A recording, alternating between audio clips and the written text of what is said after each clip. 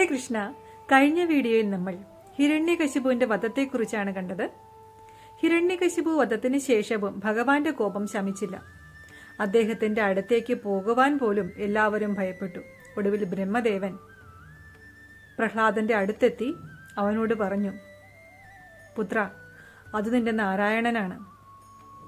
പേടിക്കാതെ അദ്ദേഹത്തിന്റെ അടുത്തേക്ക് ചെല്ലൂ. നിനക്ക് മാത്രമേ ഭഗവാനെ ശാന്തനാക്കുവാൻ സാധിക്കുകയുള്ളൂ. അത് കേട്ടപ്പോൾ പ്രഹ്ലാദൻ ഭഗവത് മന്ത്രങ്ങൾ ജപിച്ചുകൊണ്ട് ഭഗവാന്റെ അടുത്തെത്തി കാൽക്കൽ വീണു. പ്രഹ്ലാദനെ കണ്ട മാത്രയിൽ തന്നെ ഭഗവാന്റെ കോപം ശമിക്കുകയും അവനെ വാരിപ്പുണർന്ന് മടിയിലിരുത്തുകയും ചെയ്തു. സന്തോഷാശ്രുക്കൾ വാർക്കുന്ന ഭഗവാന്റെ രൂപം കണ്ട് ദേവതകൾ പുഷ്പമലറുകൾ ചൊരിഞ്ഞു. കൈകൂപ്പി വന്ദിച്ചുകൊണ്ട് പ്രഹ്ലാദൻ തന്റെ പിതാവിനോട് ക്ഷമിക്കണമെന്ന് ഭഗവാനോട് അപേക്ഷിച്ചു. ഭഗവാൻ പറഞ്ഞു, നിന്റെ പിതാവിന്റെ പൂർവ ജന്മകഥകളെക്കുറിച്ച് നാരദർ നിന്നെ പറഞ്ഞു കേൾപ്പിക്കും. നിന്റെ പിതാവിനെ ഓർത്ത് നീ ദുഃഖിക്കേണ്ട. എന്റെ സ്പർശം മാത്രയിൽ തന്നെ അവന് മുക്തി ലഭിച്ചു കഴിഞ്ഞു.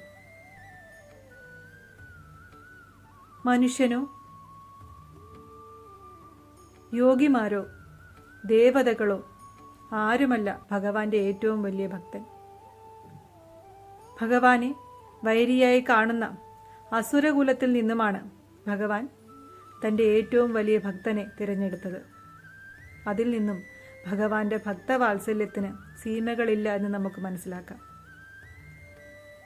നരസിംഹസ്വാമിക്കും പ്രഹ്ലാദ മഹാരാജാവിനും കൂപ്പുകൈകൾ അർപ്പിച്ചുകൊണ്ട് ഈ എപ്പിസോഡ് ഇവിടെ നിർത്തുന്നു.